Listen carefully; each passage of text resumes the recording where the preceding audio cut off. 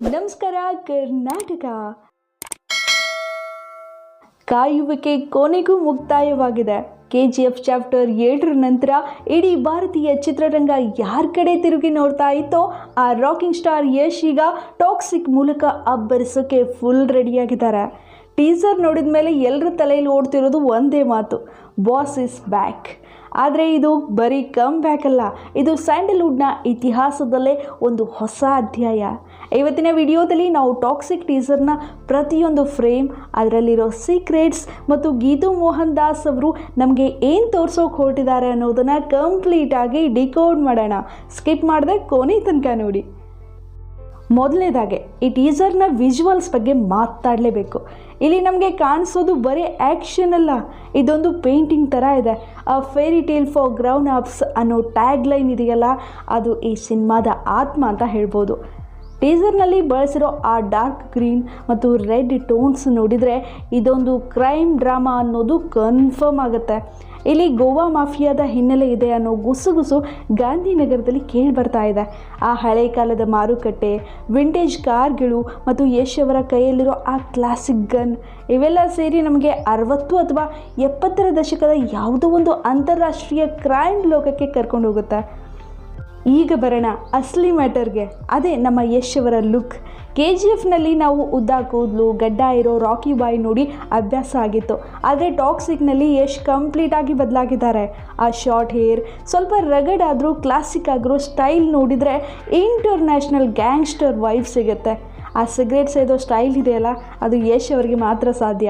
ಅವ್ರ ಕಣ್ಣಲ್ಲಿರೋ ಆ ತೇಜಸ್ಸು ಮತ್ತು ಕಾನ್ಫಿಡೆನ್ಸ್ ನೋಡ್ತಿದ್ರೆ ಈ ಪಾತ್ರ KGFಗಿಂತಲೂ ಹೆಚ್ಚು ಪವರ್ಫುಲ್ ಆಗಿರುತ್ತೆ ಅಂತ ಅನಿಸುತ್ತೆ. ಗೀತು ಮೋಹನ್ ದಾಸ್ ಅವರು ಯಶ್ ಅವರಲ್ಲಿರೋ ಆ ಆ್ಯಕ್ಟರ್ ಮತ್ತು ಸ್ಟಾರ್ ಎರಡನ್ನೂ ಹೇಗೆ ಬ್ಯಾಲೆನ್ಸ್ ಮಾಡಿದ್ದಾರೆ ಅನ್ನೋದು ಇಲ್ಲಿ ಎದ್ದು ಕಾಣ್ತಾ ಇದೆ. ಇನ್ನೊಂದು ಮುಖ್ಯವಾದ ವಿಷಯ ಅಂದರೆ ಮ್ಯೂಸಿಕ್. ಈ ಟೀಸರ್ನಲ್ಲಿ ಕೇಳಿ ಬರೋ ಆ ಹಾಡು ಮತ್ತು ಶ್ರುತಿ ಹಾಸನ್ ಅವರ ವಾಯ್ಸ್ ಒಂಥರ ಕಿಕ್ ಕೊಡುತ್ತೆ. ಟಾಕ್ಸಿಕ್ ಅನ್ನೋ ಹೆಸರಿಗೆ ತಕ್ಕ ಹಾಗೆ ಮ್ಯೂಸಿಕ್ ಕೂಡ ತುಂಬ ಅಡಿಕ್ಟಿವ್ ಆಗಿದೆ. ಇನ್ನು ಸ್ಟಾರ್ ಕಾಸ್ಟ್ ಬಗ್ಗೆ ಹೇಳೋದಾದರೆ ನಯನತಾರಾ ಮತ್ತು ಶ್ರುತಿ ಹಾಸನ್ ಅವರು ಈ ಪ್ರಾಜೆಕ್ಟ್ನಲ್ಲಿ ಇದ್ದಾರೆ ಅನ್ನೋದು ದೊಡ್ಡ ಹೈಪ್ ಕ್ರಿಯೇಟ್ ಮಾಡಿದೆ. ಒಬ್ಬ ಮಹಿಳಾ ನಿರ್ದೇಶಕಿ ಇಷ್ಟು ದೊಡ್ಡ ಸ್ಕೇಲ್ನಲ್ಲಿ ಸಿನಿಮಾ ಮಾಡ್ತಿರೋದು ನಮ್ಮ ಹೆಮ್ಮೆ.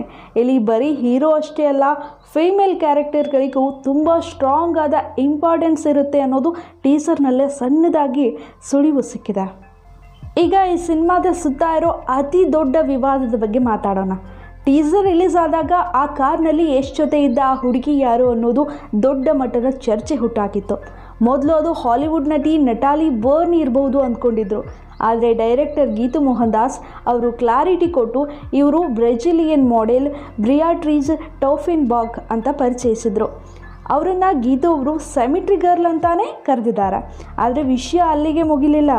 ಆ ಕಾರಿನ ಒಳಗೆ ಕೆಲವು ಬೋಲ್ಡ್ ದೃಶ್ಯಗಳು ಮತ್ತು ಆ ಸೀನ್ ಸಿಮೆಟ್ರಿ ಅಂದರೆ ಸ್ಮಶಾನದ ಹತ್ತಿರ ಇದೆ ಅನ್ನೋ ಕಾರಣಕ್ಕೆ ದೊಡ್ಡ ವಿವಾದವಾಯಿತು. ಆಮ್ ಆದ್ಮಿ ಪಾರ್ಟಿಯ ಮಹಿಳಾ ಘಟಕ ಮತ್ತು ಕೆಲವು ಕ್ರಿಶ್ಚಿಯನ್ ಸಂಘಟನೆಗಳು ಈ ಬಗ್ಗೆ ರಾಜ್ಯ ಮಹಿಳಾ ಆಯೋಗಕ್ಕೆ ಕಂಪ್ಲೇಂಟ್ ಕೊಟ್ಟವು. ಇದು ಅಶ್ಲೀಲವಾಗಿದೆ ಮತ್ತು ಧಾರ್ಮಿಕ ಭಾವನೆಗಳಿಗೆ ಧಕ್ಕೆ ತರುತ್ತೆ ಅನ್ನೋದು ಅವರ ಆರೋಪ ಆಗಿತ್ತು. ಬ್ಯಾಕ್ಲ್ಯಾಶ್ ಎಷ್ಟು ಜೋರಾಗಿತ್ತು ಅಂದರೆ ನಟಿ ಬಿಯಾಟ್ರೀಸ್ ತನ್ನ ಇನ್ಸ್ಟಾಗ್ರಾಮ್ ಅಕೌಂಟನ್ನೇ ಡಿಲೀಟ್ ಮಾಡಿಕೊಂಡ್ರು. ಗೀತು ಮೋಹನ್ ದಾಸ್ ಅವರು ಮಾತ್ರ ಇದಕ್ಕೆ ಡೋಂಟ್ ಕೇರ್ ಅಂದಿದ್ದಾರೆ. ಹೆಣ್ಣಿನ ಇಷ್ಟ ಮತ್ತು ಒಪ್ಪಿಗೆಯ ಬಗ್ಗೆ ಜನರಿಗೆ ಇನ್ನೂ ಅರ್ಥ ಆಗ್ತಿಲ್ಲ ಅಂತ ಒಂದು ಕ್ರಿಪ್ಟಿಕ್ ಪೋಸ್ಟ್ ಹಾಕಿ ಸುಮ್ಮನಾದರು. ಅಭಿಮಾನಿಗಳಲ್ಲಿ ಈಗಿರೋ ಪ್ರಶ್ನೆ ಏನಂದರೆ, ಸಿನಿಮಾ ರಿಲೀಸ್ ಆದಾಗ ಈ ಸೀನ್ ಇರುತ್ತಾ ಅಥವಾ ಸೆನ್ಸಾರ್ಗೆ ಕತ್ತರಿ ಬೀಳುತ್ತಾ? ನೀವೇನಂತೀರಾ? ಈಗ ಲಾಸ್ಟ್ ಬಟ್ ನಾಟ್ ಲೀಸ್ಟ್ ಆ ಬಾಕ್ಸ್ ಆಫೀಸ್ ಸುನಾಮಿಯ ಬಗ್ಗೆ ಮಾತಾಡೋಣ. ಈಗಾಗಲೇ ಕನ್ಫರ್ಮ್ ಆಗಿರೋ ಹಾಗೆ ಟಾಕ್ಸಿಕ್ ಸಿನಿಮಾ ಇದೇ ಮಾರ್ಚ್ 19, 2026ರಂದು ವಿಶ್ವದಾದ್ಯಂತ ರಿಲೀಸ್ ಆಗ್ತಿದೆ. ಆದರೆ ಅದೇ ದಿನ ಬಾಲಿವುಡ್ನಲ್ಲೂ ಒಂದು ದೊಡ್ಡ ಭೂಕಂಪ ಆಗ್ತಿದೆ. ಅದುವೇ ರಣವೀರ್ ಸಿಂಗ್ ಅಭಿನಯದ ದುರಂಧರ್ 2. ಹೌದು ಫ್ರೆಂಡ್ಸ್, ಸ್ಯಾಂಡಲ್ವುಡ್ ವರ್ಸಸ್ ಬಾಲಿವುಡ್ ನಡುವೆ ಒಂದು ಬಿಗ್ ಫೈಟ್ ಫಿಕ್ಸ್ ಆಗಿದೆ.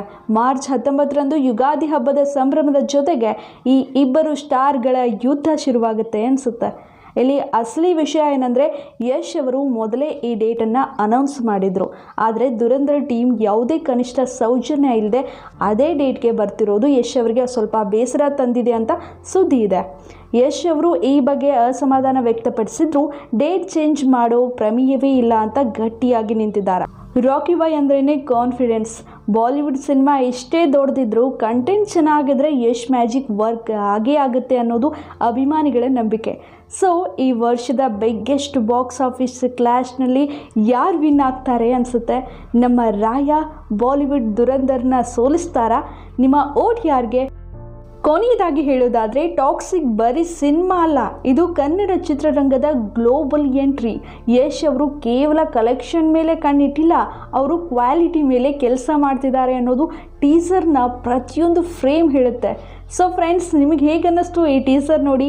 ಆ ಯಶ್ ಅವರ ಲುಕ್ ಇಷ್ಟ ಆಯಿತಾ ಅಥವಾ ಆ BGM ಇಷ್ಟ ಆಯಿತಾ? ನಿಮ್ಮ ಥಿಯರಿ ಏನು? ಇದು ನಿಜಕ್ಕೂ ಗೋವಾ ಮಾಫಿಯಾ ಕಥೆನಾ? ಕೆಳಗಡೆ ಕಾಮೆಂಟ್ ಮಾಡಿ ತಿಳಿಸಿ. ವಿಡಿಯೋ ಇಷ್ಟ ಆಗಿದ್ರೆ ಲೈಕ್ ಮಾಡಿ, ಶೇರ್ ಮಾಡಿ ಮತ್ತು ನಮ್ಮ ಚಾನಲ್ಗೆ ಸಬ್ಸ್ಕ್ರೈಬ್ ಆಗೋದನ್ನು ಮರಿಬೇಡಿ. ಮುಂದಿನ ಅಪ್ಡೇಟ್ ಸಿಗೋವರೆಗೂ ಸ್ಟೇ ಟ್ಯೂನ್. ಮತ್ತೆ ಸಿಗುವ.